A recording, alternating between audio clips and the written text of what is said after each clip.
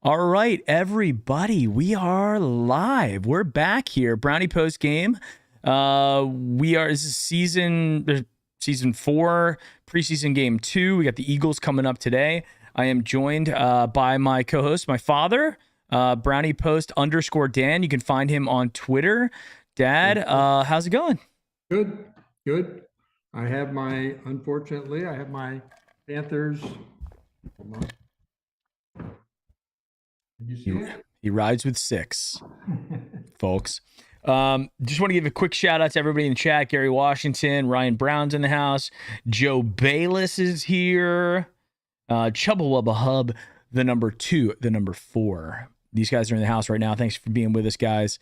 So a couple quick things. So I'm going to be watching the game. We're going to do this as a watch party. I don't know how long, Dad. How long you got? Are you going to be watching the game like there up on the NFL Network?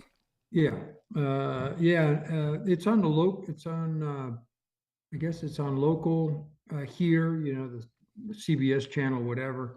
But I'm going to go to the NFL Network because they'll use impartial announcers, whereas if you go with the local, they may go with the other team's announcers, but we'll see. I'm probably gonna go NFL Network just to watch this one. I know that it's on like the local Fox station in Cleveland as well, for anybody out there who's interested in wanting to know how you can watch it.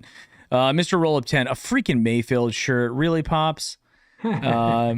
So I mean, we'll get into that in a little bit, but just talking about the Eagles today. We have the Eagles. We're probably going to see a lot of Jacoby Brissett, right? This is going to be a really DF Sports is in here. Charlie Guzman's here. We're going to see a lot of Jacoby Brissett. I would hope that he plays at least the first quarter, if not the first half. Now, the one thing about that is, if we're going to see that, then we're going to see a lot of first-team offensive line. We've already lost one offensive lineman for the entire season, so it's risky. The longer you keep Jacoby out there, because he is the fallback plan. He is the guy that they brought in all along, knowing that there was going to be a lengthy suspension for Deshaun. So if Jacoby's out there, starting offensive line's out there, God forbid we lose. I mean, if we had to lose an offensive lineman, I'm not saying that I'm happy about it, right? And you don't want to see anybody get it. But if we have to lose one, losing Nick Harris was the one to lose, right? Because you don't want to lose Wills. You don't want to lose Teller or Batonio or Conklin. You can't lose those guys. So losing the center was the one to lose. So all of that being said, the longer they get out there, the longer it's going to be there. Tim Zaylor, what's going on, Tim? So that's one thing to think about. We're risking more than just the starting quarterback by having Jacoby out there. But he needs to be, right? He hasn't played in a while. He's got the new offense he's going to have to get used to, stuff like that. He's got to get warmed up. We have to see what Jacoby can do because, we have that looming option. If we see stinkers from Jacoby Brissett for the next 2 games, or God forbid he gets injured, then the Browns are going to be sitting with a situation where they have to either go with Josh Dobbs or Josh Rosen for 11 games. And then that phone to the 49ers for Jimmy Garoppolo is going to get real hot with either Jacoby goes out there and throws 2 interceptions in the next 2 games. That's all she wrote for Jacoby. Or if he gets hurt. Or if he just is just god awful in any other way, shape, or form, they're going to make the call for Jimmy. But we're going to see. That's the interesting thing we see here in the next 2 games. So, Dad, I don't know. What are your thoughts on that? You gotta play him. I mean, it is preseason. The Panthers' third string quarterback, the kid they drafted, Corral, he went down, season-long injury. He's out for the season. Yeah. So it can happen. It would be unfortunate. It might spur the Browns on if Jacoby got hurt to go get somebody. I don't think what's his name? Josh Rosen is the answer. I mean, that's going to be horrible. But there's got to be people that are out there that they possibly could get if Jacoby goes down. And again, this is just preseason. He could go down game 1, game 2, game 3, and then you're right back in that same situation. They're going to have to live with this for 11 games and hope that the offensive line holds up. and that he can play decent and he doesn't get hurt. And then we have I would say, a 50-50 shot at every game to win. Let's see what happens. Yeah, and I think that goes to show, like, how many games do you think we can win with Jacoby Brissett, right? Do you think, if you look at the schedule, and I'm going to pull up the schedule here so I can just remember. I have most of it memorized, but so all right, we start off with first game with the Panthers. Are we going to be favored in that game away against the Panthers, who's most likely going to have Baker Mayfield, who's a new quarterback there, but they're going to have a field goal. It'll be a field goal difference either way. Okay, so field goal difference, right? And a field goal difference, and they have Christian McCaffrey back. Right. He changes the game. Like, you have Christian McCaffrey. He's good and healthy. He's a Chubb like, game influencer. So I mean, I'm hoping that it's going to be a good game, competitive. I will be rooting for Baker to not play badly. And it's a win-win for me. If the Browns win, I win. If Baker plays well, I win. So that's how I'm looking at it. Yeah, I mean, I think Baker's most likely going to be the guy. I mean, I know they're playing coy with who it's going to be, but you and I talked on the phone yesterday, and the same thing I'll tell the chat is the same thing I was telling you. I think that there's no way the Panthers saw what they had in Darnold last year, and they got the result. Now, they didn't have Christian McCaffrey out there, who's by far their biggest weapon. So I think it's a little bit unfair to judge Sam Darnold on that Panthers team without Christian McCaffrey at full strength for the whole season. So that's a little bit unfair, but it still is what it is. He had other running backs. He's out there playing, and Sam Darnold threw more interceptions than touchdowns, and it was an ugly season. So the Panthers would not have gone out to get Baker Mayfield if they didn't think it was going to be an upgrade, or at least see what they have in him. And in practice and everything, I think he's done as good, if not better, than Darnold. And they don't have another option because now they've got Matt Corral, who's gone down. Right. So they're gonna start Baker, and it's gonna be against the Browns at home. He outplayed him he's only been on the team for 3 weeks, 4 weeks. Completely new team, a different offense, a different coach. Obviously a chip on the shoulder, but he picked it up, sort of like Bernie Kosar. Whenever Bernie was switching teams there for with Dallas and whatnot, he picked it up within a week, and Baker was able to do that and outshine Darnold in those 3 weeks to give him probably the starting assignment. So that tells you there's a quality differential between those two already, that evident within a 3-week period of time. Now, granted, it's not live games, but I think he gives them the best shot to win. Flank Oka 33 says 7-10, 7-10 best case scenario is I'm sure that's for wins. I don't think we win 10 games. That'd be insane. I think 7 is even a stretch. Right. Tim Zahler says, I think we could go 3-7 or 4-6 in the first 10. Jacoby, a backup, may give us 2 to 3 wins. I think 5. I'm calling 5 games. I think we're going to be 5-6. I really do. 5-6 in the first 11 games. I agree. I think, and it'll be week to week. So if you predicted the 5 wins that you think are definite wins, it could be the other teams that are going to be the wins, and the other ones that we're going to lose the games we should win, and vice versa. So it's really up in the air. I think the coaches have their work at out for them, and so does the players. And hopefully the injuries don't play a part. Hopefully the referees don't play a part. They're going to be more holding or pass interference, illegal contact downfield calls this year. They announced last night that they had 16, I think, in a couple of games, and they only had like 32 all last year. So that shows you how the refs are going to influence the games by having more illegal contact downfield this season. Yeah, I mean, this season's going to be wild, I think, for a lot of reasons. And, going back through, going back through like what's going on, with the Browns, I think a lot of teams have got some drama going on right now as well, including the Pittsburgh Steelers. You had a chance to watch a lot of the Steelers. I watched a little bit of it, but not the whole thing. How much of the Steelers game did you watch, and what did you think of the quarterbacks that you saw? I watched the first, almost the first half, and Trubinsky, they got lucky with the touchdown that they got. But Trubinsky didn't do very well at all. Their offensive line is terrible. I mean, he was running for his life the first two series, and one of them, the defensive end for Jacksonville jumped off sides, but he continued to pursue the play, and he just nailed Trubinsky. I mean, it wasn't a soft touch. I mean, he hit him hard after he threw the pass, and he landed, a couple of 100 pounds on him, and Trubinsky took it, but he could have got annihilated it just in that one play. And the guy clearly was offsides. I mean, I saw it on TV when he jumped, but he didn't let up, and he crushed him. He should have been penalized, and that was I think they called what you call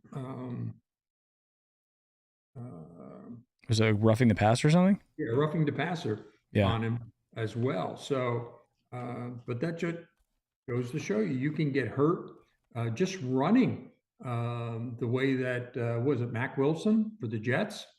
He wasn't even hit. He just juked somebody, planted his knee, and his knee. Zach Wilson, yeah. Zach Wilson, yeah. Mac Wilson's our old linebacker who we traded to the Patriots. There's too many common names these days with Wilsons and Jones. Well, Mac and Zach, there's probably no relation there, even though they're both Wilsons.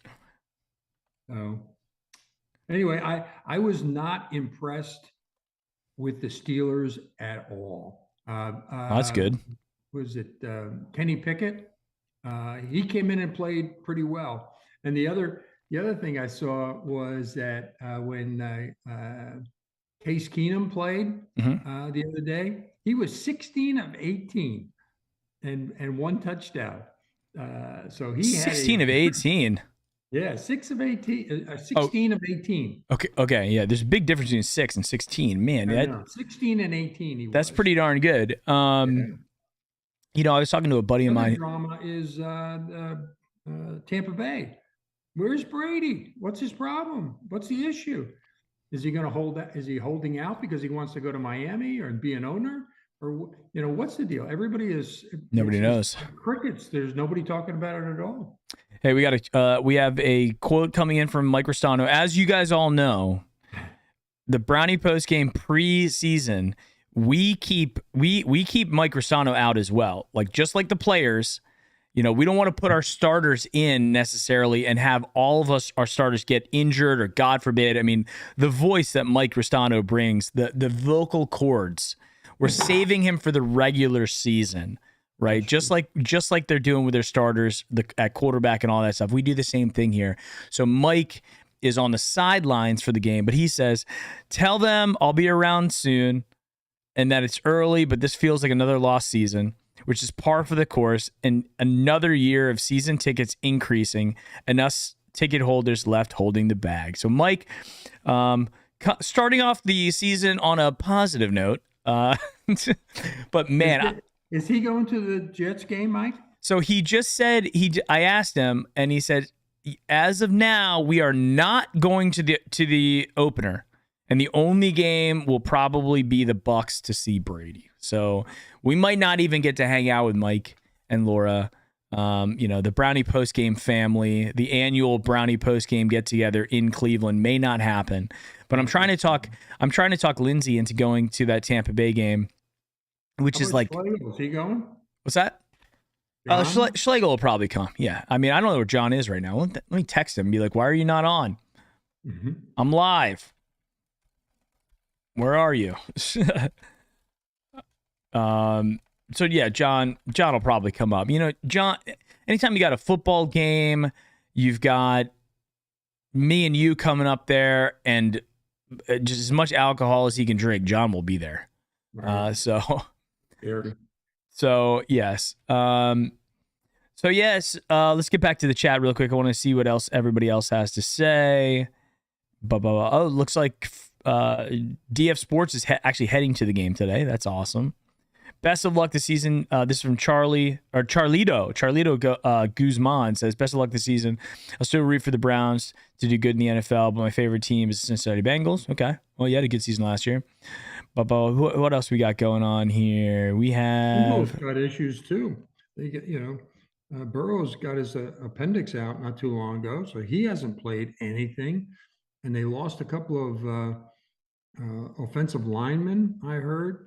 So they got their issues too. I haven't heard too much about Baltimore. Yeah, when I was actually doing the write-up for the show in the description, I was looking because I thought the Eagles had drafted another wide receiver to go along with Devonta Smith, but it wasn't. They got AJ Brown. Remember that? They ended up bringing him. They acquired him as a free agent. So because they had all those receivers, they had Garrett Wilson and all those guys that were coming out this year, and I thought the Eagles were going to grab another one. Me and Mike did a billion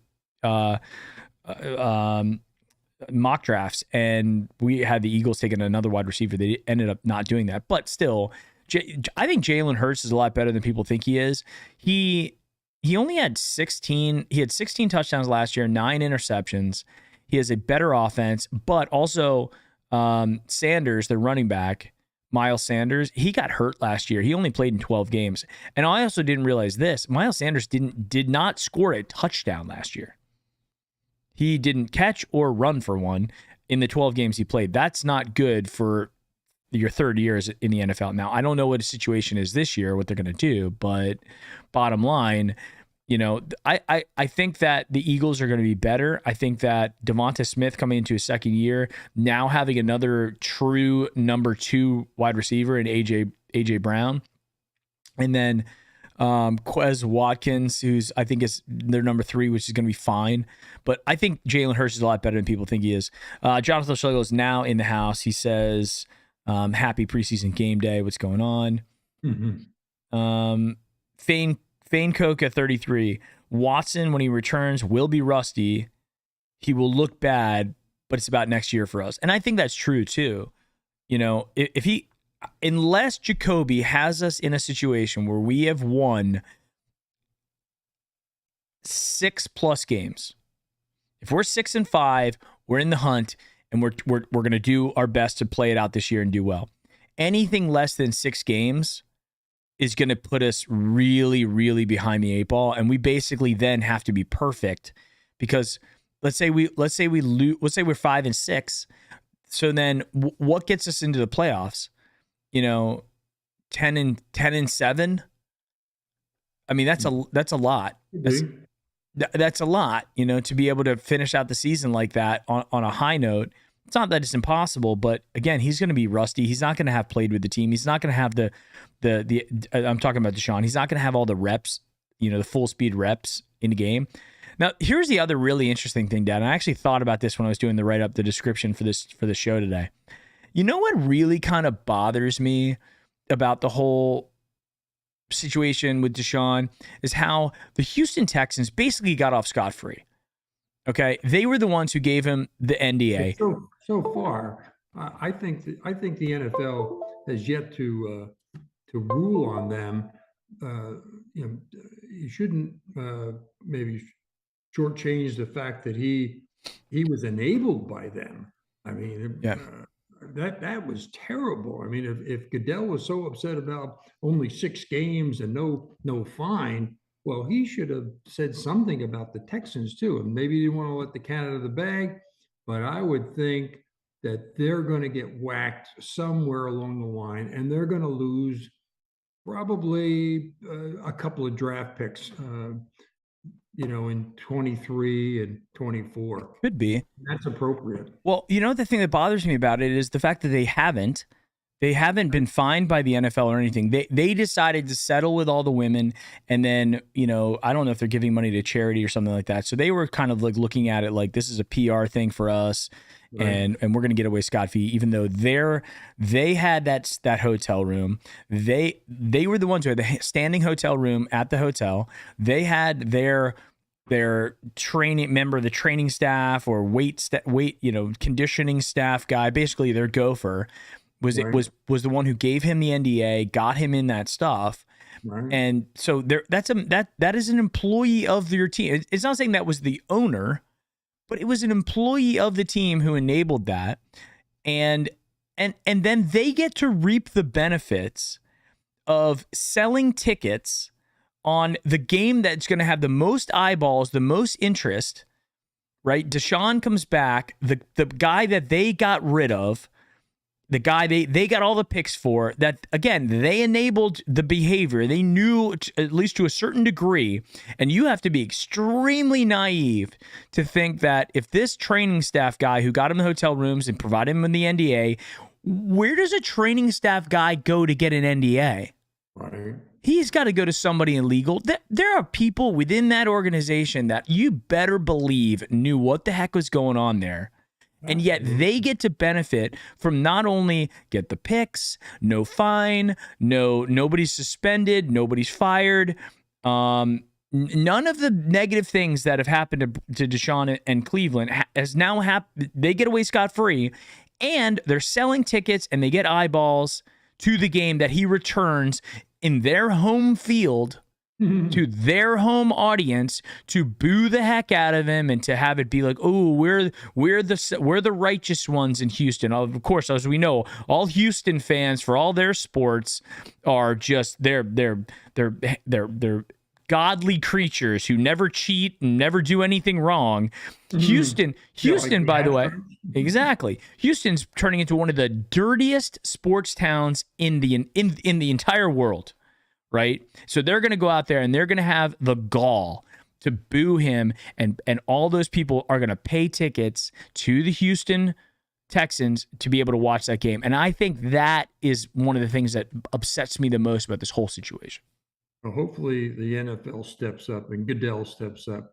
Just when I think he is doing the wrong thing, he finally did the right thing by requiring a bigger penalty and fine for Watson.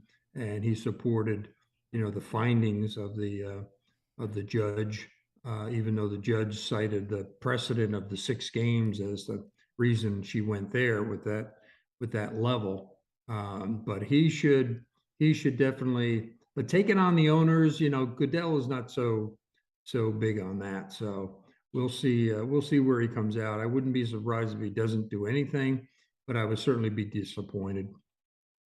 Yeah, I mean, I don't think he will. I think they're trying to move past it. They got their pound of flesh out of the whole situation. They're washing their hands, which I think is just awful because, I think the NFL in general is just they don't know how to get out of their own way when it comes out to like any situations like this. But nonetheless, we are in a situation now that we're pretty comfortable, or we should at least be very comfortable in, which is the rest of the NFL. They don't respect the Browns. They don't respect Cleveland. You look at the Super Bowl where you have Al Michaels going out there crapping all over the Browns numerous times over the Odell Beckham situation. And what is the city of Cleveland? What do the Browns really have to do with that? And they were just continuously being the whipping boy for the NFL. And so now they're going to have all these people, these media people coming out, looking all righteous about, oh, this is awful. This is a stain on the city. This is how horrible. You guys deserve better, blah, blah, blah. And then calling out the fans for cheering for him or anything like that. So again, we're not allowed to have fun in Cleveland. We're not allowed to root for the team. It has to. It's if it's not perfect, it's not. And I think the thing about it too that everybody has got to realize that although the Deshaun Watson situation and what he did and what he's been accused of, I should say, is clearly inexcusable. The behavior that he had, I think everybody can agree, men, women, everybody, that it's inexcusable what he did.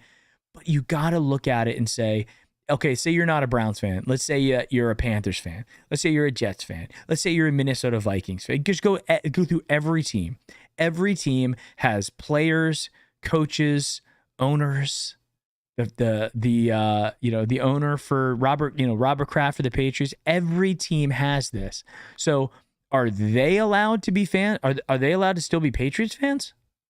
Because every ticket that they buy for the Patriots, every jersey, every time they watch the Patriots on television, every ad that is rolled, or every logo that somebody buys goes right into Robert Kraft's pocket. Are they allowed to be the fans? Or is it just us that we're not because we're Browns fans? Like, what is it? Like, where do we draw the line? And every other team in the NFL either currently has on their team somebody who's done something not good, or they have some player in the past who has done something not good.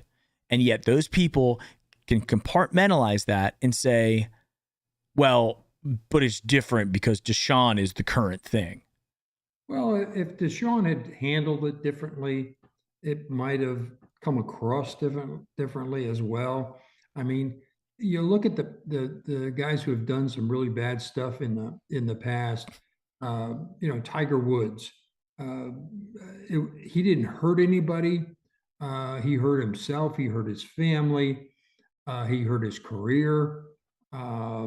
But he admitted what he did. And he asked for forgiveness. He asked for a second chance, and he was humble about it.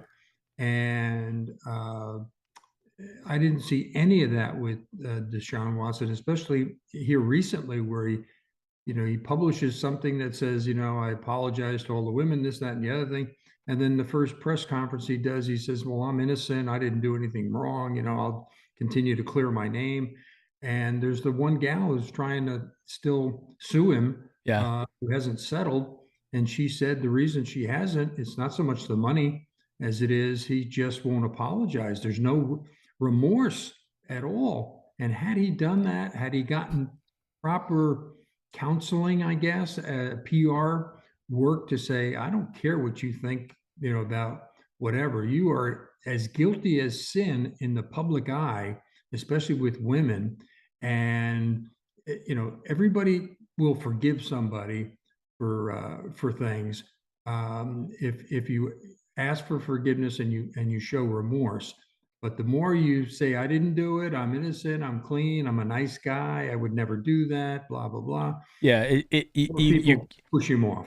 You're kind of insulting everyone's intelligence by saying that. Right. It's like, and we don't have to get too far. Kid Wilson says, get positive. And I think you're right. I think we got to go back and think about the positivity and what's come of this, because there's more players, there's more things to an NFL team other than the quarterback. We realize the quarterbacks are oftentimes the face of the organization and the face of, the thing that people think about when they think about the team. But for me, I'm thinking about the other players. I'm thinking about Nick Chubb and Kareem Hunt and Myles Garrett and JOK and Denzel Ward and Greg Newsome and Jadeveon Clowney and Amari Cooper. Like, I go on and on. I can name literally, and Wyatt Teller, like my probably my favorite player in the team, Wyatt Teller, him and Nick Chubb. And I gotta tell you guys, like, it is still a very positive thing.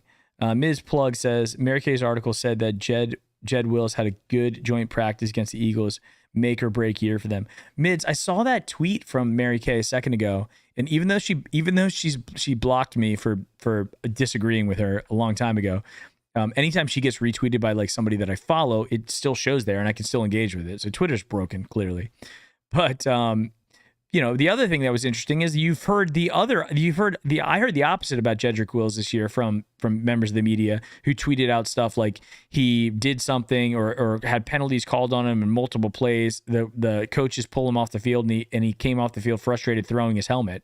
So I don't know how Mary Kay can say that Jedrick is playing good when he gets pulled off the field, throws his helmet, and obviously frustrated.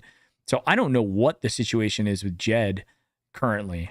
I don't know. Joe Bayless says the Browns are the misfits team and Watson is a misfit now. I welcome him in Cleveland. Let's prove the media and the NFL wrong. Charlito Guzman says, man, I agree. Man up, take responsibility, bro. It's the only way to move on. This Watson situation can affect him if he doesn't handle it correctly. Mary's here. Mary Ventresca. How's it going, Mary? It's the first time I've seen you so far this season. Excited to have you back. I'm excited to watch Dobbs. He looked pretty good last week. And that's the other thing. I did actually want to get into get in and talk about the backup quarterbacks. So the third string and fourth string guys. So we have currently a competition going with Josh Dobbs and Josh Rosen, both of which statistically played very well last week. But keep in mind, both Josh Rosen and Josh Dobbs have been in the league for I don't know, like 4 years, not 3-4 years. They've both played NFL games. Josh Rosen started for he at least started for the Cardinals for his rookie year. Didn't play all that great, but the Cardinals weren't all that great that year. And then Josh Dobbs has just kind of been around the league. He's been in the NFL for a while, so he can kind of figure it out. So these guys are really probably second string caliber guys going up against what really is third, fourth, and practice squad guys, on the other team. Mm-hmm. Right. So they should play well. They should do exceptionally well against those guys because they're professionals, and these guys that they're going up against, a lot of them are going to get cut. So I would tell everybody, let's pause for a second on the excitement with the Joshes, Josh Dobbs, Josh Rosen, because really they're just fighting out to be the second and third string quarterback until Deshaun gets back. And one of them is going to get the boot, if not, and I think it's going to be Rosen because I think they like Dobbs. And I think he fits. It's not only the showcase, these guys like Rosen and so forth are fighting to make the team. That's one thing. But that's just 50% of it. That's just the one side of the coin. Once they get past that, then the Browns are going to be evaluating all the guys that get cut from all these other teams. Right. And good then point. You got to put yourself, Josh Rosen, against two or three of these other premier, pretty good quarterbacks that get cut because they have no room for them. And the Browns are going to decide, hey, do we pick up that guy and put him on the bench and whatever? So just because you get through the cuts of the Browns doesn't mean you're going to make it, because you're still on the bubble until you find out who's been cut by these other teams. Yeah, absolutely. But I mean, typically when you get to the final cuts, the Browns or every team is pretty much got the team that they want. I think the big where it comes in and when you start seeing a little bit of shuffling is when there's an injury to a critical position. Right. So if left tackle, if Jedrick is going to be the left tackle again this year, which for me, I mean, there's a school of thought that says you move Jedrick back to right tackle, you move Conklin to left, or you move Bitonio to left. But then you have a guard situation where you have a gap at guard, right? And if Conklin's going to be back, then Conklin's going to play right and Jedrick's going to play left. But if Jedrick can't hack it, and he's clearly not doing it, we saw Bitonio play left tackle last year. That's an option. We could throw. We have a little bit of depth on the offensive line from a guard situation and guard and center. Right. So I don't know. I mean, you could see a guy like Jedrick, not, or if that injury flares up again. So anyway, going back to what I was talking about, in order for us to pull somebody who got cut from another team, because those guys, if they're not practice squad guys and they're not protected, then it's really going to come down to what we have from an injury perspective. Like somebody's critically injured and we have to make a play, which then again brings us to the situation that everybody's been talking about in terms of Jimmy G. Like, can Jimmy G be is he still in the mix if a Jacoby goes down? Like if we see Jacoby go down, they're making the call. Or if you see Jacoby do really bad over the next what do the Browns give him though? I mean they'll give him a 6th-round pick. The Browns don't have anything left to give, But that's the thing. It's all about the market. Like you always told me, things are worth what people are willing to pay. Right. And if the 49ers say, hey, we got to give this guy a roster bonus, we got to do all this stuff for this guy who clearly is not going to be the future for us because they made that huge trade to get Trey Lance. They have to play Trey Lance. They know what their ceiling was with Jimmy G. So they're either going to cut him for nothing or they're going to get something in return for that. And that could be a 6th-round pick. At least it's something. Right. So if the Browns are the only team that are interested, then the 49ers. He's got a big. What's his contract? He's got a huge contract. We have cap room though. We're the cap room Super Bowl champions again this year. We have cap room. And Then you all we got need to do is rent him for 11 games. I guess. And then what? Then what do you do? Cut him? Can't cut him. No, I don't. If we rent him for 11 games, and let's say he wins 6 of the 11, the similar to what like what we were expecting to get out of Jacoby, right? And again, this situation, this is like the third step to the situation. Number one was how long Deshaun was going to be out for. It was originally 6 games. Everybody was fine with it. We can go out there, and I would roll out Josh Dobbs for 6 games. I don't care. Or Rosen. It doesn't matter. 6 games is 6 games. But now that it's 11, now the second tier comes in, which is, okay, now we have to go with a backup quarterback for the majority of the season. If that's going to be Jacoby, we got to see how this guy can do. Right? Now, if Jacoby is injured or stinks, and it's not, I don't think we're going to pull the trigger mid-season. I don't think it's going to be like after game 4, we're 0-4, and then we're like, crap, now we got to bring in Jimmy G. We're going to stick with one of the other guys on the roster. But if Jacoby gets hurt, or if he plays terrible in the preseason and it is like, look, this guy cannot do it, then, and I think we're the only team out there we're the only team inquiring about Jimmy G at this point. There's no rumors about any other team in any way, shape, or form interested in Jimmy. Now, but then it goes to show, like, if all we're looking at from all of the backup quarterbacks in this situation, how many wins can we, like, the best case scenario is anything above 6 games. 6 or more. Now, I would say 7 or more is best case scenario. I'm expecting 5 to 6.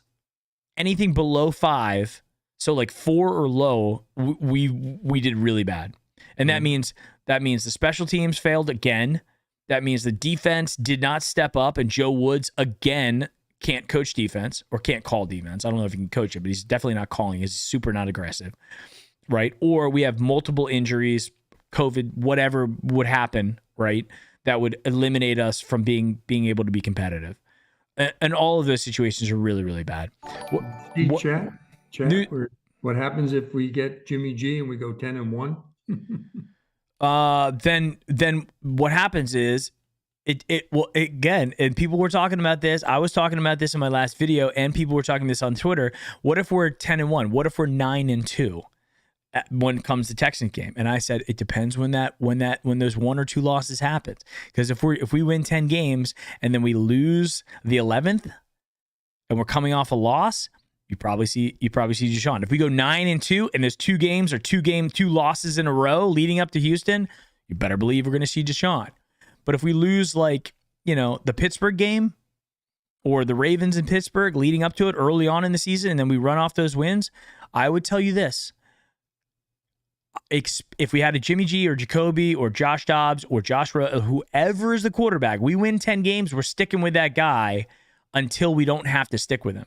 Meaning he gets hurt or he starts playing bad. Because that allows us to transition that player off and transition Deshaun in versus having to rip the Band-Aid and take a guy who hasn't played for a full season and 2/3, almost 2 years off, and a guy who went 1 of 5 for 7 yards in his one preseason game. We're just going to throw that guy to the Wolves, and the Wolves being his ex-team with his ex-fans booing him every time he steps on the field.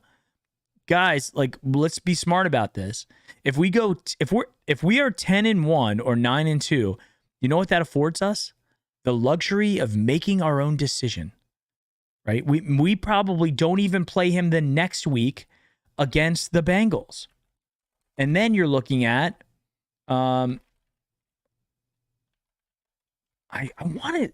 Is the next game is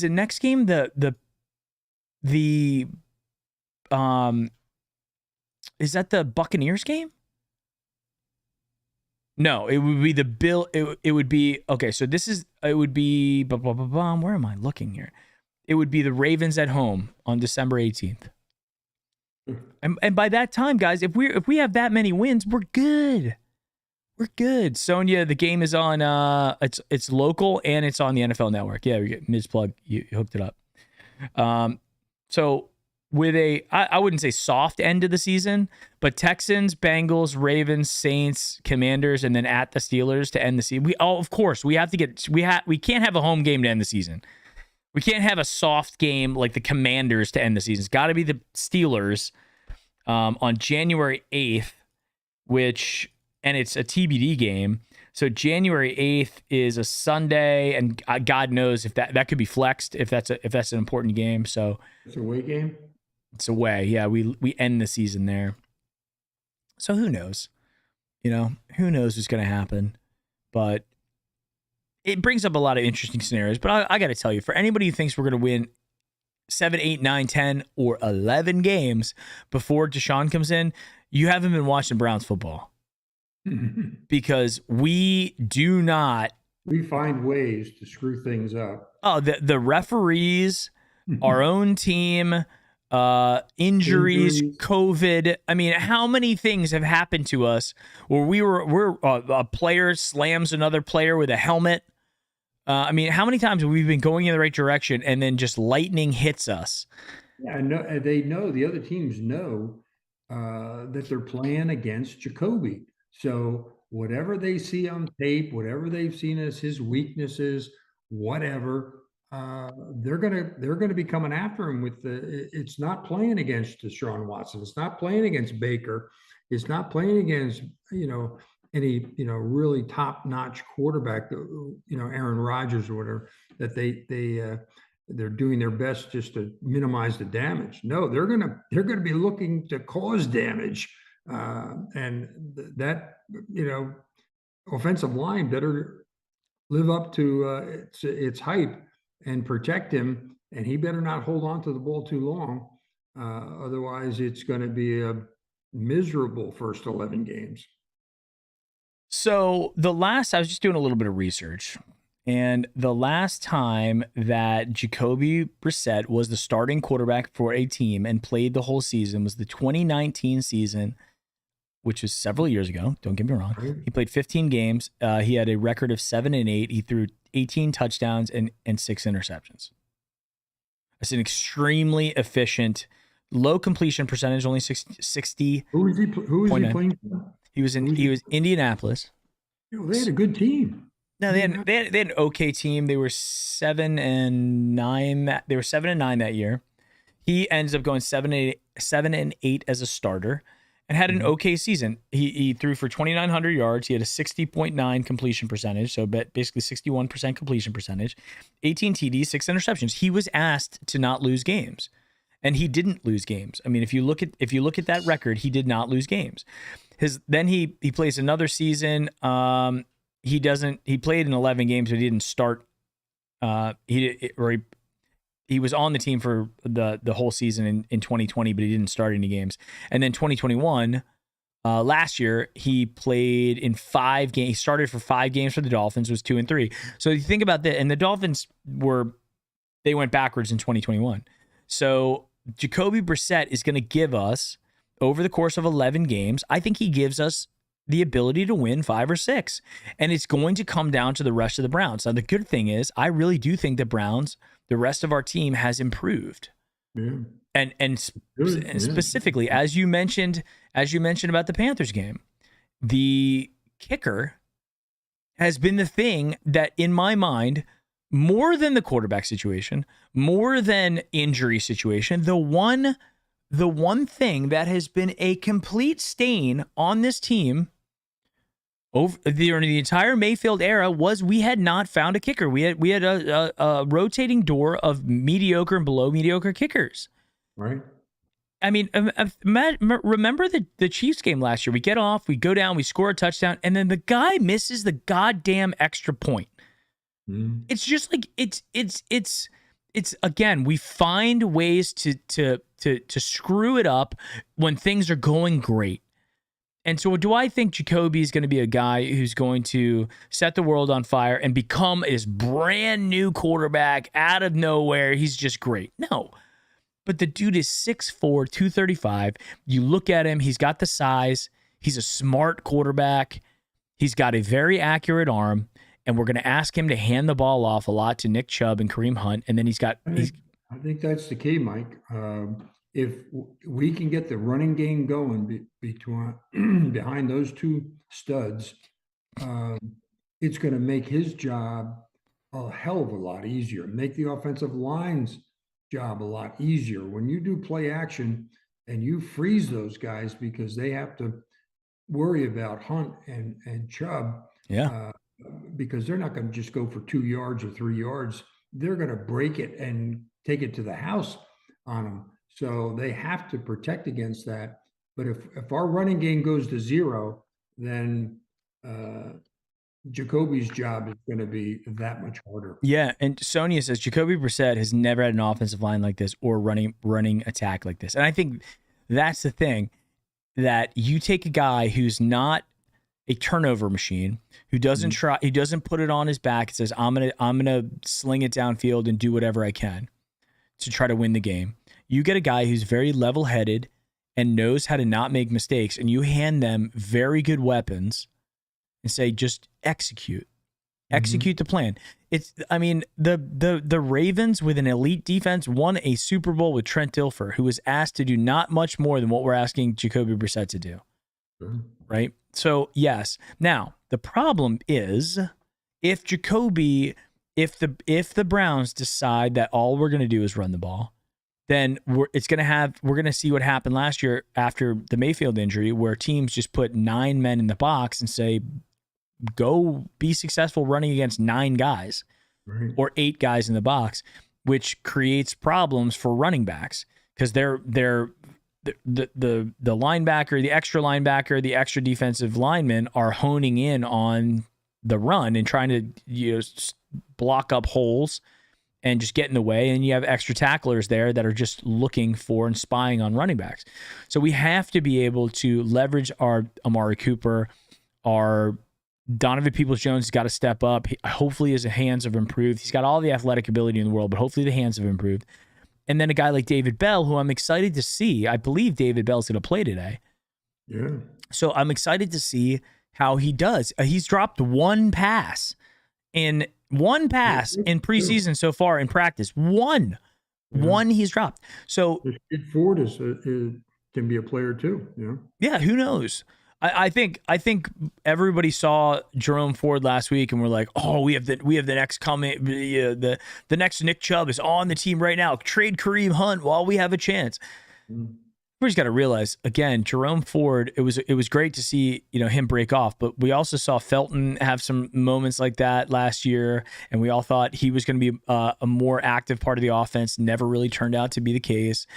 We saw Dearness Johnson have some great games last year. He fumbles. He takes a helmet to the chest and fumbles. So, everybody can have good games and whatnot. I think it's great that Jerome Ford had a good game, but let's pump the brakes on this. He's playing against second, third, fourth string guys and guys that are going to be cut or play in the USFL or XFL. Okay, so that's great that he did better than expected. But by no means do I think that Jerome Ford is ready to be a starting running back or at least try to fill the shoes of a Kareem Hunt or Nick Chubb. That's ridiculous because of one preseason game. Well, let's see how he does. I mean, again, I think John Kelly's good too. I think John Kelly can play. So if Nick and Kareem get hurt again, you're going to have healthy doses of Dearness Johnson, John Kelly, and Jerome Ford, which fine by me. So Sonia says David Bell fire. Ms. Plug says Cade York is looking like a stud. I agree, Dad. Have you seen the kicks that Cade York has been making in practice? I haven't seen them, but I've heard about them, and they are impressive. But game conditions, we had a lot of guys who were good in practice. That's why they made the team. But when you put the pressure on, they had one exhibition game I was watching the other day, and the guy was hitting over 70 yards. He was with the wind. He was had the wind with him. But he was practicing from 70 yards, and he made a few. Now I don't know if he had a chance to. And then he gets in the game, and I think he missed the first one that he had like a 47-yarder he missed. It's ridiculous. So he doinked it off the crossbar. But so you can have the leg. I think the Panthers have Gonzalez now. There's like 3 or 4 Browns with the Panthers. So hope he has a good one. Didn't we have Joseph at some point too?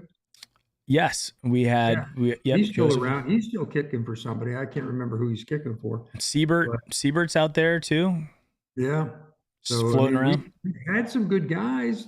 They just didn't, like you said, they didn't come through in the clutch, or even it wasn't clutch. They missed those extra points that were, they weren't at the end of the game. They were after we scored our first touchdown. Yeah, you can't put us behind the 8 ball like that and say turning a 7-point expectation of a touchdown into 6 points is just terrible. I mean, and no one came back to warn us too, that we were always in a situation at the end of the game saying, boy, if we'd only made that extra point, we wouldn't have to go for a field goal. Now we could do this, we could do that. Or they have to score a full touchdown versus a field goal to tie. It's you can't have a bad kicker in the NFL. Like, you look at Justin Tucker for the Ravens, who was listed as one of the top 100 players in the NFL, and rightfully so. That guy never misses. And when he's rated above Odell Beckham. Is Odell even on it? I mean, yeah, he's on it. He's like 90, I think. I don't think Odell's going to play. I don't think anybody. You look at the Rams, a couple signals from the Rams, they haven't brought him back yet. So he doesn't have a team, and they gave his number to somebody else. Oh, well. So somebody else took his number, and so now I'm like, listen, guys, I think Odell will probably end up with a team like the Saints to go play with Jarvis again. Honestly, I think there is a crazy situation where Odell comes back to the Browns too. I really do. I didn't think that would happen in a million years before. But if we get off to a hot start and a guy like Amari Cooper comes down and Odell's back and he says, I want to play with Deshaun Watson, it's not impossible. I thought it would be impossible, but I think the odds of it going, there are scenarios. 3-ring circus into a 6-ring circus. Browns not beating the Eagles. Christian, I don't think it really matters. Preseason, it's not about winning and losing. It's about what are the players, just sharpening up and getting ready for the season. Saw a report when the Cowboys are showing interest in OBJ, says mid-plugs. Yeah, they need wide receivers. I could see that. Odell to the Panthers, LOL, says Chubbo Hub. Mids plug, Andrew Berry did him the biggest solid during that situation. I agree. So that's one of the reasons why I could see Odell coming back to the Browns, because he's got, he won't be the guy, like all of the eyeballs are on Deshaun. It's not on Odell anymore. And you have, if he doesn't get the ball, he makes it about himself, Yeah, but he won his ring. I think he got his ring. He's got his, and he caught a touchdown in that game to help them win it. So he's solidified his place in NFL history. And I think at this point it's going to come down to, like, is anybody actually interested in bringing in an expensive, old, injury-prone Odell Beckham, and who's going to get something out of it? Because right now you're renting an old athlete, and at that wide receiver position, and again, he's one play away from blowing out the knee again. Right. So absolutely, if I'm Odell, I'm going home. Go play in New Orleans with Jarvis, and get all those LSU fans to cheer for you. Go be comfortable somewhere, or you know what? Don't play. You have all the money. You got Nike money. You've got NFL money. You got your ring. You've got your salaries that you've earned over the years. Like, go play Call of Duty like you want to do on Twitch. Go. What I think is going to happen, and what I would be curious to think is, what's going to come first? Odell Beckham is signed by an NFL team, or Odell Beckham is signed by Dancing with the Stars for the next season? Because I think that's where, and I keep trolling him every time I see him tweet about something like, I'm ready, blah, blah, blah. I'm like, yeah, you're ready for Dancing with the Stars. That's what you're ready for. Sonia says, I think Winfrey is going to be a stud at defensive tackle, 100%. I like Winfrey. Let's hope. Yeah, I mean, I think he definitely has that dog pound attitude, which is cool. But, this is another thing that Ristano said. So, okay. Hold on a second. It was something about, I ordered else. Send me back. No, there was something else that he was texting me about. They're adding in. Laura says his wife found out that they added field seats in front of the dog pound wall on the opposite end. So the Browns added in on the other side from the dog pound. Like if we look at it from our side, which is the city side of the field, looking down, you got the dog pound on the left and the other side on the right. They apparently added other seats somehow there. I didn't think that they had enough room to add any other seats, but apparently they did. So there's more, maybe just add more seats, more expensive seats in there. I mean, do the Lambeau Leap or anything? I don't know. I just think it's give the other side something to compete with the dog pound. I don't know. Maybe it's like the puppy pound on the other side. I guess. I mean, we're going to sit in the 500 section again this year. We got this. I think we got the exact same seats that we had last year, which were great seats. Yeah, they were. It was great, and we had good weather. And we'll have good weather. You know, it won't be cold. If it rains, it rains. But they were very good seats. And it's September, right? So it's going to be I think the only problem, and I think the thing that last year that we both were surprised by, it wasn't cold at all for our game, which was October 31st. It was the Steelers game, October 31st, right. And so it wasn't cold. And the sun was out. I mean, it had to have been in the high 70s at the peak for that game. Right. And so we were ready for like winter weather. Or like we were dressed in warm with jeans and like the jackets and everything. And we didn't really get that weather. So we know that coming up. So I think what I'm going to wear is those long sleeve, like polyester, fishing shirts that block the sun. They had the SPF 50 shirts. I'm going to get like a brown one that I could wear underneath. So it's light. It doesn't feel warm, but it blocks the sun. And then, sun lotion and all that stuff. So we stay good. Was at the Bottlegate game, says Sonia. Crazy experience. I know one of my neighbors went to that game as well, was telling me all about it, how crazy it was. I actually saw a clip of that recently shared, I believe on TikTok, where they were, these young kids don't understand the pains that we went through as Browns fans, especially not, for me being a kid of the 80s, I got to experience quite a bit of that. The 90s, we lost the damn team. I got to experience that, definitely. The 2000s, we were just bad. And then we had Bottlegate when that happened, which is another one of those terrible moments.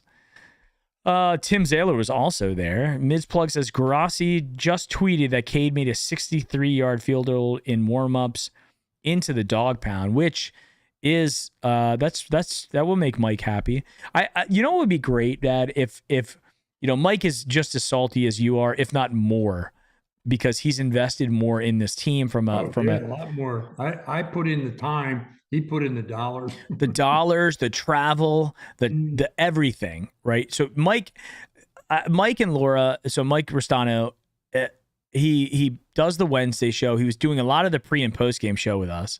Right. And he was going to games. So the flights, the drive, the hotel, the food, the buying stuff when you're there, you got to buy stuff at the stadium. He spent a boatload of money to like really experience the Browns over the last couple of years. And he just feels like the Browns have let him down. And then on top of it, I was telling Lindsay yesterday, I was telling my wife that, the season ticket gift was cheap painter hats, and they didn't even seem like they were like high end, like new era, like nice hat. They were cheap, like 30-cent garbage painter hats, which I get. It was a throwback, type gift or whatever, but they look terrible. Nobody's going to wear that because they look awful and they're cheap as hell. They look like flimsy and wrinkled and a Browns license plate frame. Right. Now, meanwhile, did you see what the Raiders gave? The Raiders gave this. I was just going to ask you, what do other teams typically do for their season ticket? Oh, guys, if you guys are out there, if anybody has a link to like the video of what the Raiders fans got, they got this box that opened up and like glowed, black screen and made sound and like had this thing with their season ticket, like a season ticket. It was an experience. It was like opening a really high end thing. The Vegas location? No, this year.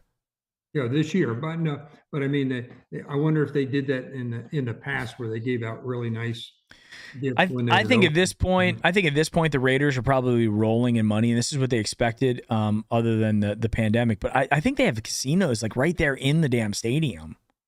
Yeah, I bet you they have slot machines. That's for sure. Yeah, slot machines. You probably have a sports book there. Imagine like going to a Raiders game. You know, I don't know. I don't know if it's a hotel as well. You could literally just stay there, and then you go down, you watch the game, you go out, you go eat at probably really high end stuff, and then you've got gambling that appears right there. There's also the kind of, I was telling Lindsay about this too. You know how the Haslams are really, really pushing to build a new stadium there in Cleveland. Now, I don't know about you, but I didn't think that the stadium, that the First Energy Stadium, was terrible. No. But we also sat at the club level, which is a different experience from a food, from a bathroom, cleanliness, ruckusness type environment when you're paying $500 for tickets. But I didn't think it was terrible. But do you think it would be... how many luxury boxes they have, and that would be the reason that they would want to, ring them all around the stadium and take in buku money because of the luxury boxes. Oh, you got to believe they're probably going to have 2 different tiers of luxury box as well in a new stadium that could come up. I mean, there's so much that you could get out of that. Plus, you might have a retractable roof, because really, let's be honest here, how many times do you see that stadium being used throughout the year? You might have a concert or 2. So let's say 5 concerts, 8 home games, 2 preseason games. So 10, 15 times that stadium is used all year, and it eats up all that lakeside real estate. It's not being used, and there's no parking. So they could level First Energy Stadium and turn that into a parking lot. They could even turn it into like a multi-decker parking lot, right? So they get all that revenue from parking, plus you get a brand new stadium with a retractable roof that then they could use for, the winter concert season, events, all that stuff. Maybe they even get gambling, who knows, whatever. So it's like they can do a lot with that. Plus it'd be state of the art. You see how much money that they're pumping into these multi-billion-dollar stadium. The LA stadium for the Super Bowl, where the Rams and the Chargers play, is immaculate. Immaculate. So I think does New York City, they're still playing in a relatively new stadium where the Jets and the Giants play, right? But they must feel like they're playing they're not even playing in New York. They're playing in New Jersey. Yeah. But yeah, that's been there a while, but I think they have renovated it.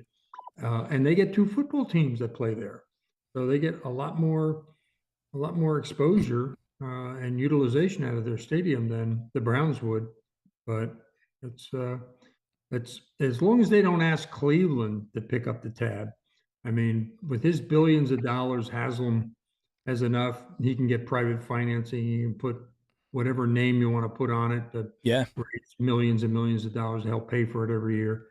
But to make the fans pay for it, or make the taxpayers pay for it, that's when you got a team that's sitting on billions and billions of dollars of equity.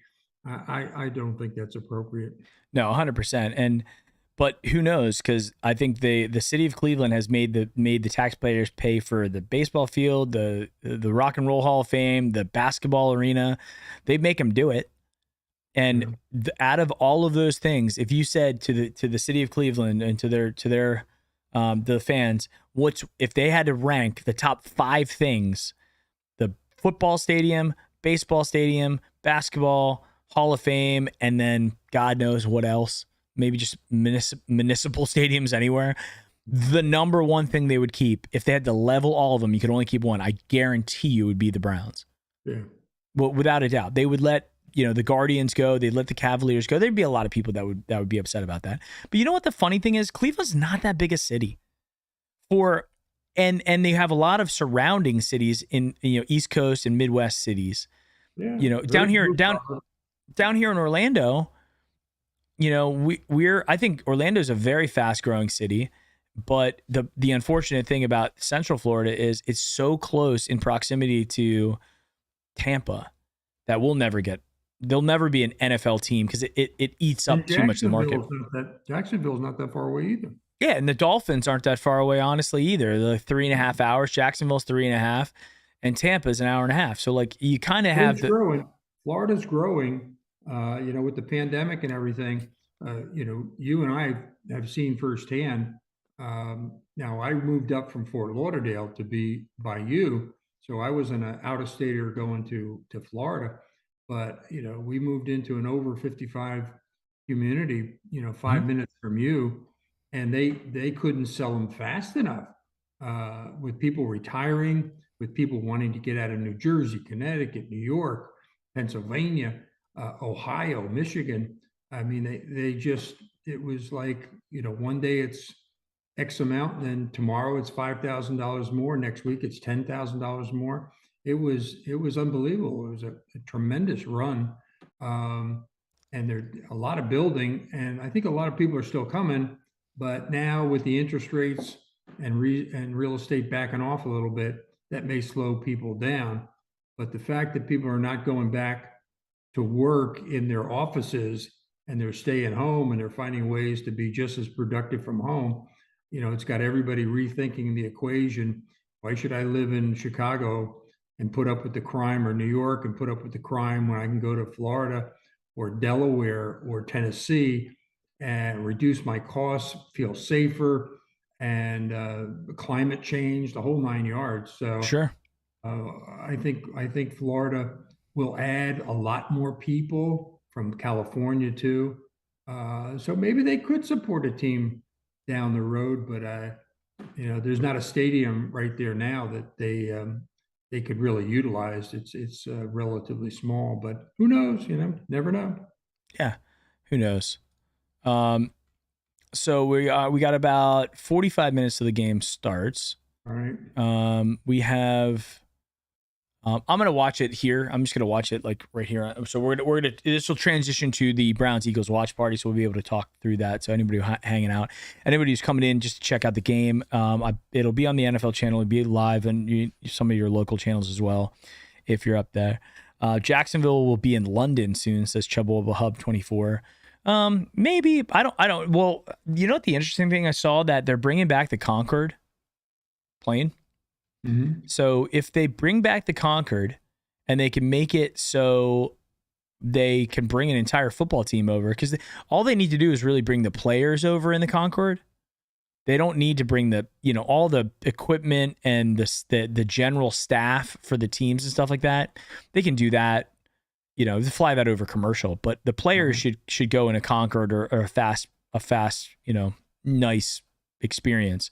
So if they get up there and they're flying supersonic speeds and get from Cleveland or Jacksonville or New York to London in 2.5 hours, something like that, then I mean it's doable. Opening up a market for you. I mean, it's all of Europe. It's not just London. It would be all of Europe would want a team to be in the NFL. And like you said, it would only be a 3-hour jaunt. I mean, you wouldn't want to go to the West Coast from London, but even so, you could work out schedules where it would help. Whereas, if you got to fly 6 hours, time zone changes and whatnot, and then have to worry about coming back and doing the same thing all over again, that's pretty tough on those big guys. So the fastest transatlantic crossing was back in 1996, British Airways Concorde flight.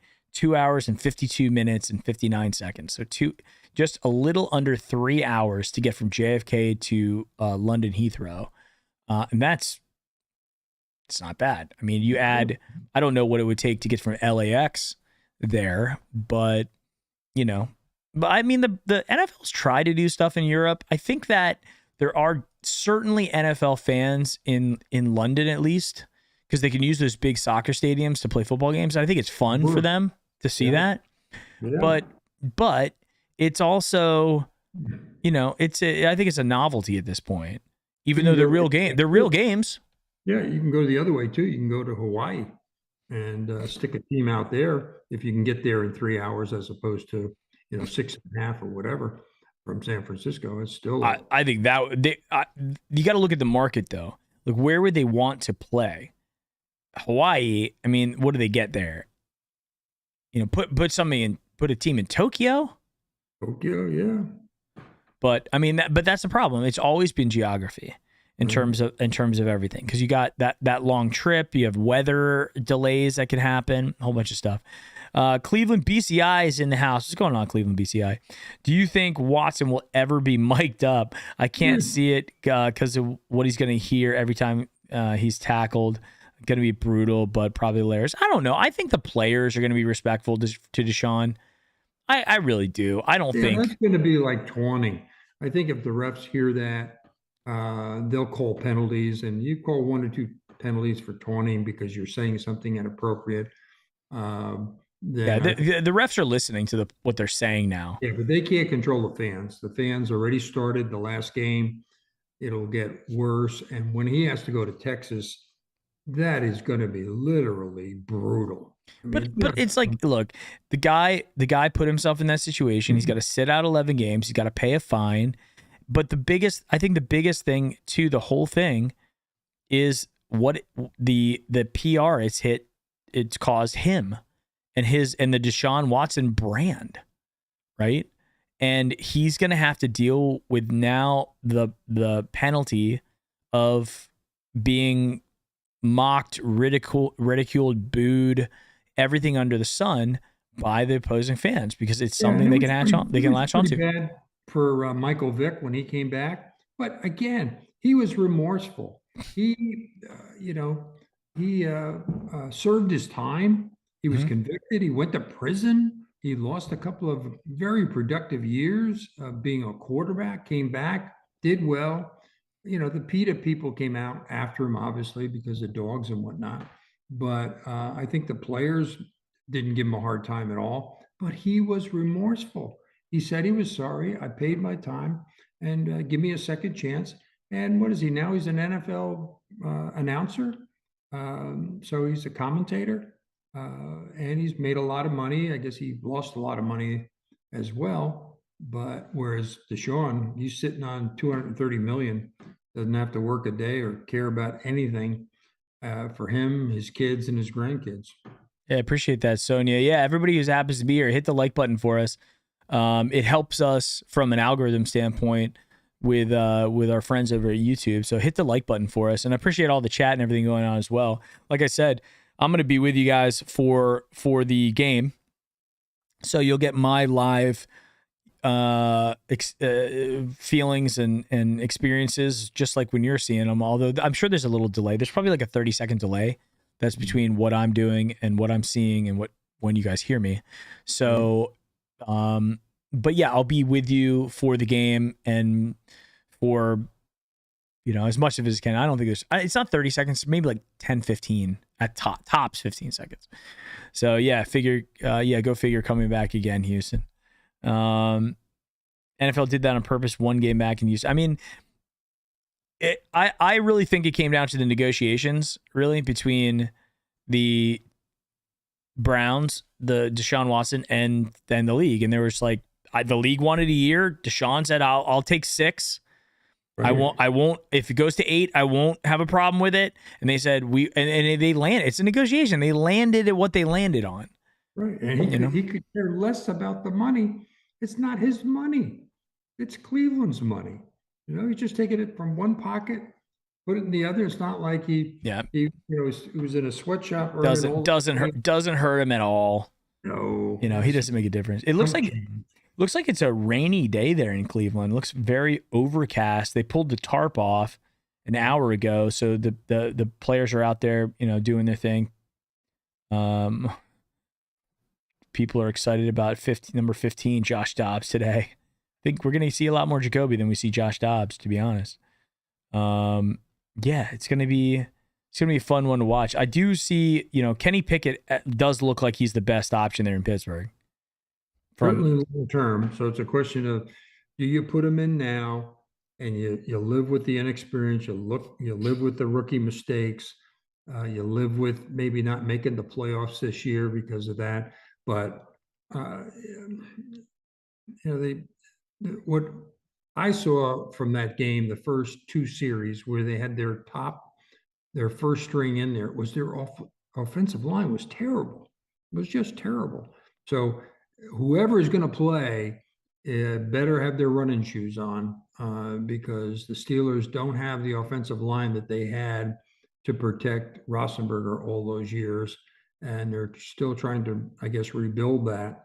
And the running game is pretty good with Harris. But somebody's got to open up some holes, and somebody's got to protect that quarterback. Otherwise, it's going to be a real long season for the Steelers. Yeah. Well, the fact that they took him in the first round, the kid's going to play. Right. He's going to play, absolutely. And the answer is not going to be Mason Rudolph. They already figured that out. They've had him on the roster long enough to know that he's not the guy. And then Mitch Trubisky, I don't think he's the guy either.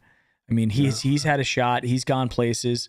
The Bears, he backed up Allen in Buffalo.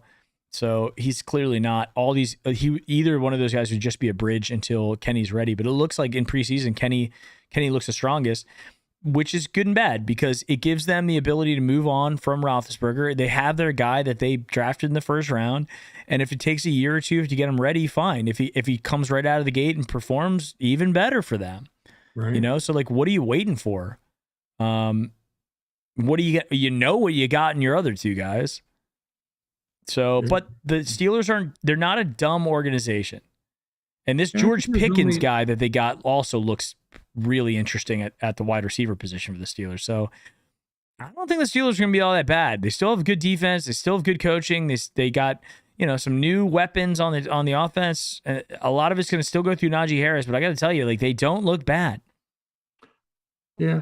Well, we'll see, but they didn't look good the other night when I saw them. And I didn't pay attention to the second half because I knew all the scrubs were going in. You can't predict anything, once the first team comes out. Right. And the first team could have been just a little rusty and whatever. Everybody's trying to avoid not getting hurt and everything. So you play a little bit different than that. And they know the game doesn't mean anything. You just got to protect your quarterback so your quarterback doesn't take a shot like Trubinsky took, like in the third play of the game. He really took a shot, and he could have been out for the season. But that's the risk you run when you trot your first team out there. I'm looking at the last time the Browns played the Eagles in Cleveland. We had one of the most iconic Nick Chubb stiff arm moments so far in his career, where he like knocked over that linebacker. I'm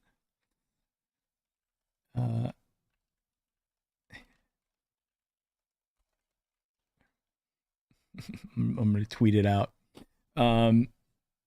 So it's going to be fun. It's going to be, obviously it's just preseason. Nobody cares if you win or lose, but still really interesting nonetheless. Right. That came from that. So it looks like I'm looking at Twitter right now. I'm watching all the players roll in. Some players who won the punting job, or has it been determined yet who's going to be our punter? Good question. Maybe the chat knows. I'm going to look at what ESPN says the depth chart is at punter. Corey, it's like Bojorquez. College. He's this is his 5th season. Let me check out his stats. He went for a very recognizable character in the guy from Australia to nobody even knows the name of him. And that's the Scottish Hammer, you mean? Hammer, right? Yeah. So he's on the Giants, I think, right now. So really? Bojorquez, where he wound up. Yeah, he's on the Giants. So this is his 5th season. He spent 3 years in Buffalo punting for them. Last year he punted for Green Bay. He had 53 punts, averaged 46.5, longest 82. Is he the guy that lost that game for the Packers last year? I don't know. When he couldn't punt it from the 5-yard line, and he got it blocked, and they scored a touchdown. And the Packers lost a key game. God, I hope it's not that guy. Then they also brought in Joseph Charlton, who looks like he's homeless, and he played for Carolina for a year, averaged 46 yards, and he played 1 game last year for Jacksonville. So we're just testing out punters, but I think it's probably going to go to this. I don't even know if I'm pronouncing it correctly, Bojorquez. So probably going to be that guy, and he's also the holder. So most likely. And then, but ESPN also says that our punt return is going to be Demetric Felton and our kick returner. So I don't know, but I'm excited to see the center position because you got Ethan Posick. Right. I think that's how it's pronounced. And then you got our guy Brock Hoffman, right, from Virginia Tech, undrafted free agent out of Virginia Tech, Brock Hoffman, who big boy, 6'4", 304. Ethan is 6'6", 309. He's a big dude too. From both of them, I believe, are rookies. No, I'm sorry. No, he couldn't be. Ethan Posick, if that's how you pronounce it. I don't know if I'm pronouncing it right or not. But he was drafted in the second round by Seattle back in 2017. So he's been around, but he doesn't. I don't know very much about him. But Hoffman's definitely a rookie, so he's active. He's 23-year-old kid. Posick is 27. He's the shoe-in probably for the job. We sold Michael Dunn. He can snap the ball. If worse comes to worse, we'd have Blake Hance who could snap the ball as well. So he's another guy, second string. Chris Hubbard's back. Chris Hubbard, hopefully, he's 31 years old. Backup offensive tackle, and he's just been an injury machine. Right. So just when he starts playing well, he gets injured. He goes down, gets hurt, and in and out. But he's a good backup. If we stay healthy, we don't need him. Goes in. Hey, Ara's here. Ara says Dunn might get some reps at center. I am pronouncing it right. Good. So Posick. And then he was in a bad Seahawks offensive line. So, okay. Well, I mean, that's the good thing. It's like, look, we have a guy who is clearly got some experience, has been around. I'm not saying that Brock Hoffman can't do well. You throw in guys like Blake Hance last year or 2 years ago, Blake Hance, and Michael Dunn's done well. Hubbard obviously coming back from injury. The fact that he's 31, he's still on the team makes them believe that he can be effective, right? So all of that being said, I'm trying to see if we have has anybody seen reports of anybody who's not going to be active today? That's what I want to see. Like, are we going to see Amari Cooper? Are we going to see any of the running backs? Are we going to see David Bell, right? Or are we going to see all the backup wide receivers like Anthony Schwartz again, Jamarcus Bradley, and everybody below that? I don't know.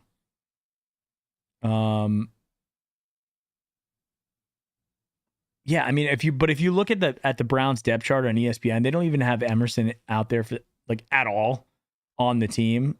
So you've got guys that aren't even listed. Oh yeah, Martin Emerson. He is second string.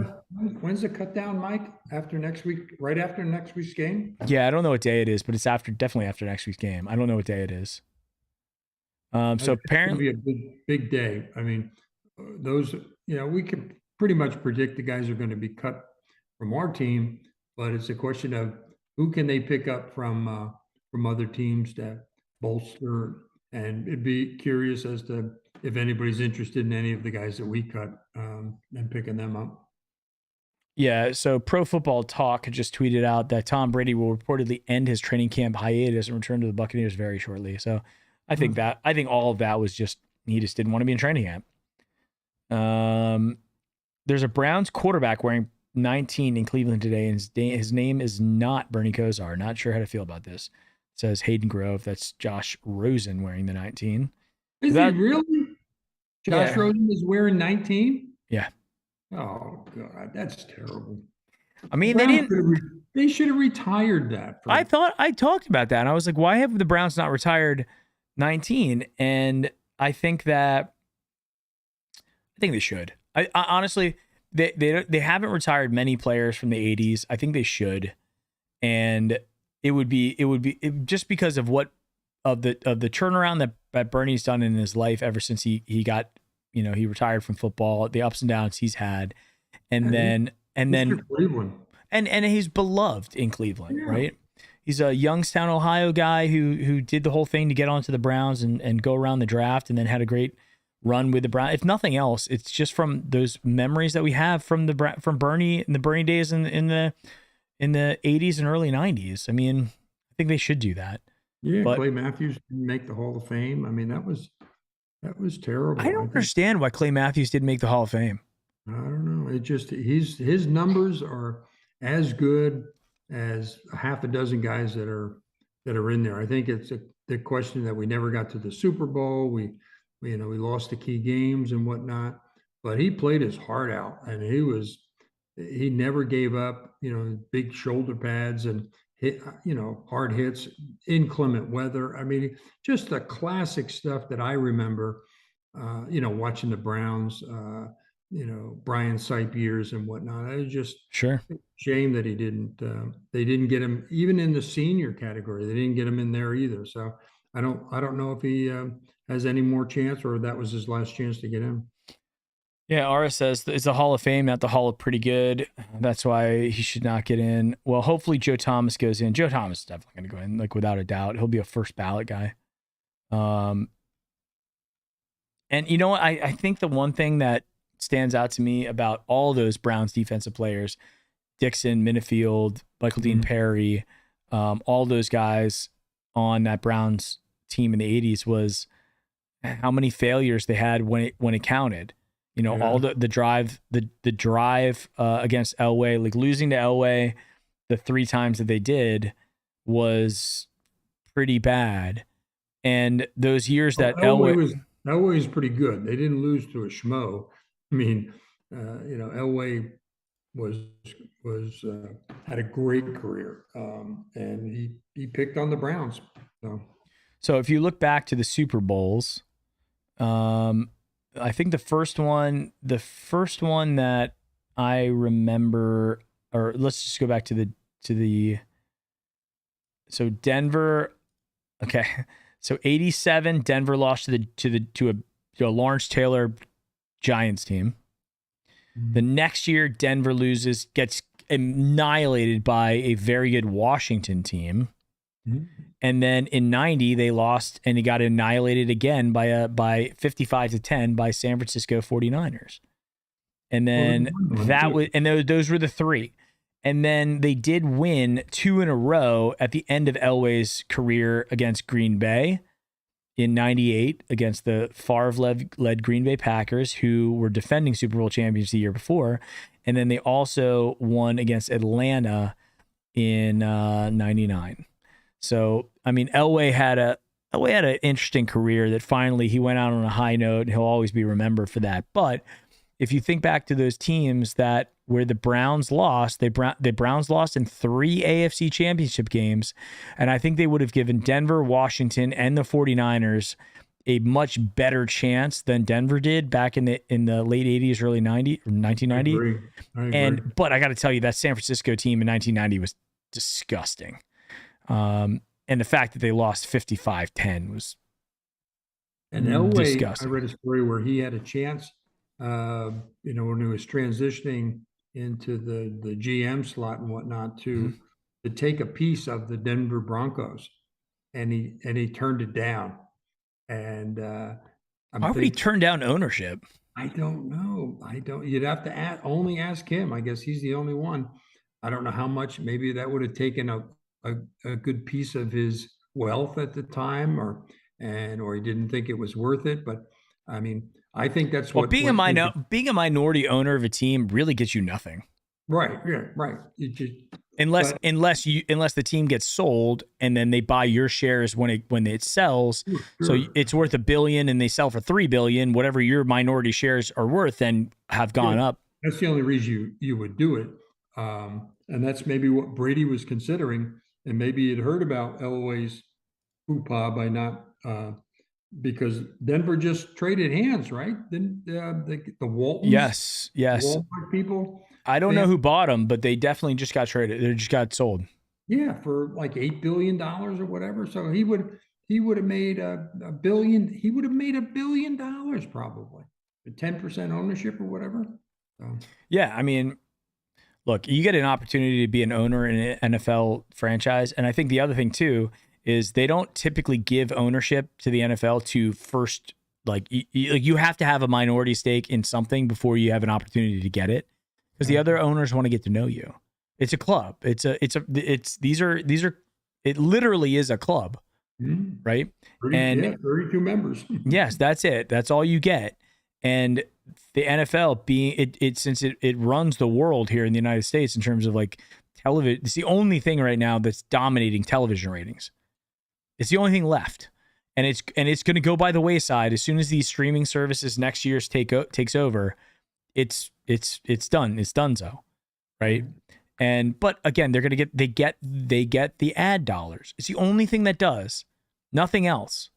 They get some BS TV shows that do it, but nothing gets close to what the NFL brings in week after week during the NFL season, right? So I don't know. I mean, it's worth a lot of money, and I think what the NFL wants now, they want these ultra wealthy owners. They don't want the owners like the Davis family or the Art Modells who like they're basically poor, but they own a football team. Not poor by like a you and me standpoint, but like on the billionaire ranking. That's what they want, the Steve Ballmer type guys. They want the Jeff Bezos. Right. They want guys that do this for fun and have billions because it raises the brand. They build really expensive stadiums. Everybody wins together when you have wealthy guys, versus when you have poor owners like the Daltons up there in Cleveland for the baseball team. You don't get that. You get budget players and budget stuff. Now the Guardians are doing pretty well, but it's harder to compete in sports when you don't have money. Yeah. So, well, look at the small markets in baseball. I mean, that's still run the same way it was when I was growing up as a kid. Yeah. The Kansas Cities, the Pittsburghs, the Milwaukees, they're small market teams. But every once in a while they win a World Series. The Mets lost to the Royals. The Marlins have won it twice. I know, but they don't have dynasties. They make the Marlins, they make their mark in the world, and then they say, okay, we can't afford these guys. We're going to ship them off to everybody. Sure. So it makes. But in football, there's more parity. Yeah, right. Football, because there's that soft salary, the luxury tax salary cap. And that's why a lot of the teams are upset with the Browns because of the guaranteed contract they gave to Deshaun. If that becomes the norm, which honestly, if any sport should get guaranteed contracts, it should be football because of the damage that they're doing to their head. Yeah. There's some was the worst. They have the guaranteed, and the Bobby Bonilla, contract still rings bells. And they have other guys that got similar contracts to Bonilla. Like every year when July 4th or whatever comes around, was Bobby Bonilla Day. It always gets brought up. He's not the only one. He's just the most famous one. But in the NFL, these guys, Brett Favre said he had like 2,000 concussions. Yeah. He was getting a concussion like every day, which that's what happened with Troy Aikman. And the thing with concussions is you get a concussion and it makes it exponentially easier to get the next one, the next one, the next one, because your brain's rattling around. And then these guys can't even walk. Right. There was somebody else, you just said it recently. It was a wide receiver who came out and was saying that he has trouble walking down the steps and, he can't do it. The commercial they're running for one of the energy supplements that the wife is taking for Mark Gastineau, and Gastineau is a shell of what he once was. The wife has to take care of him. He can barely write his name. He can barely walk. And so, and he used to annihilate people, including Bernie Kosar. Well, Bernie, so you can look it up on YouTube what Bernie did because remember when he got pulled over and they thought he was drunk because he was slurring his speech, and he was like, no, this is like football injury. I can't speak because of football. And he was going on the preseason games, and everybody's like, dude, Bernie's drunk, but he wasn't. He was punch drunk, right? Yeah. And then he went before the concussion stuff came out. Yeah, but came out. He was struggling in life. Right. With his family, with everything, with business decisions. He lost all his money because people were taking advantage of him because they thought he was, his brain was gone, which is it's awful when the vultures come. But he went and he found this doctor, I believe in Boca Raton, and he started doing this sort of therapy that rehydrated the brain. It was a hydration therapy that he was going in and getting the stuff. And Bernie, he looks healthy. He looks thin. He's got that kind of goofy like smile going on in every one of his pictures now. But he's always out in a 4-wheeler, having fun on 4-wheelers, which is dangerous if you ask me, for at his age. But he was able to turn that around and really get his life back and not be, because Bernie, just like all they did, they put on that Riddell helmet that was just a flat dome bucket.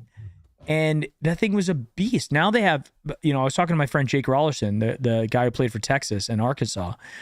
He was an offensive lineman, and I was like, tell me about that helmet. The helmet with the cutout in the front, and stuff. And he's like, oh, 1,000,000%.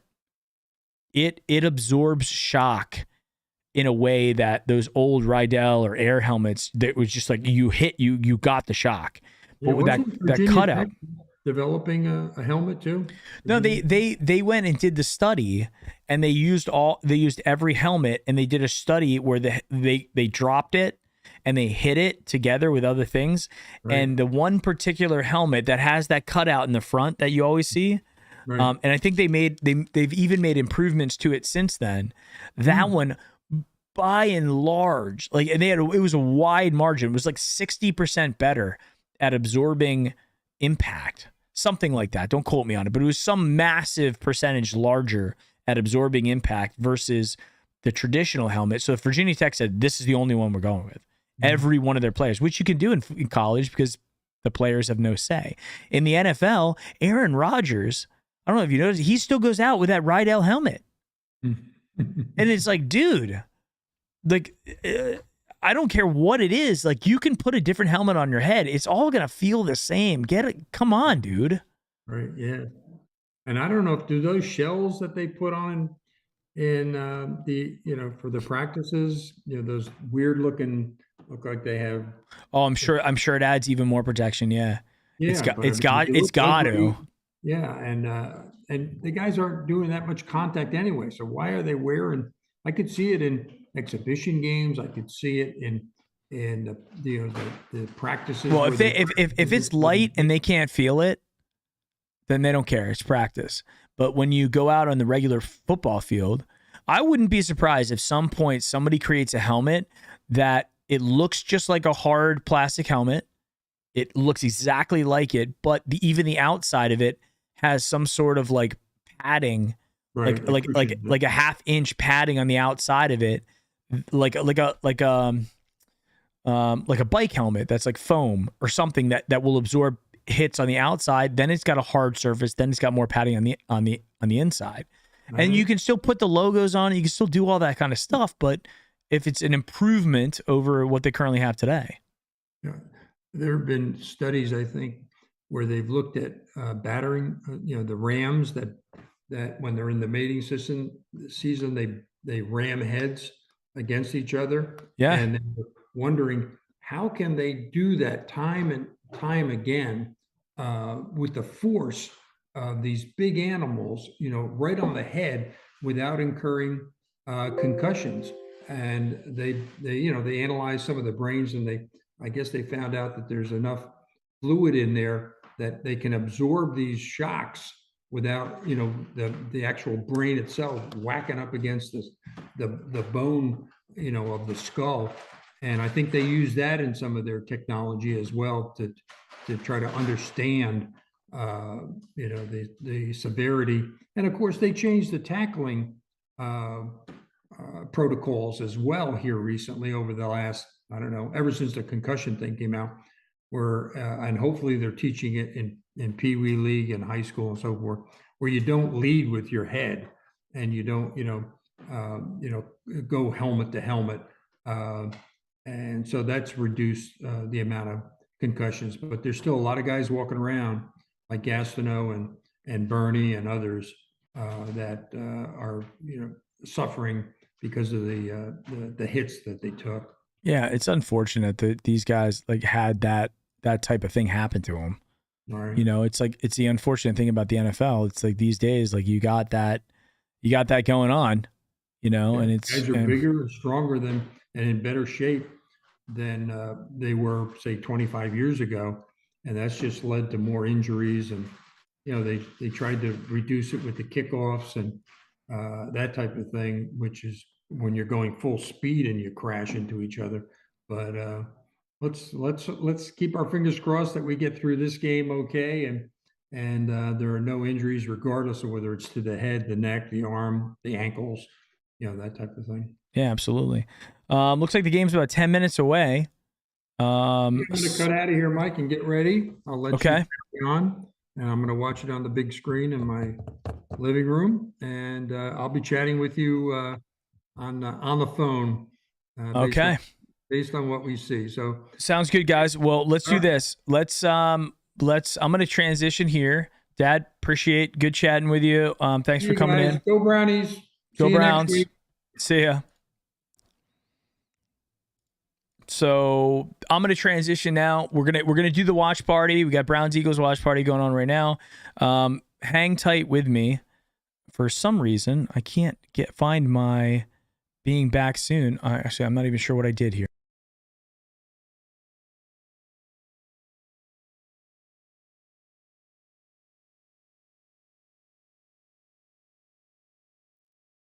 Hang tight for me for 1 second. Just going through some technical difficulty, fun stuff.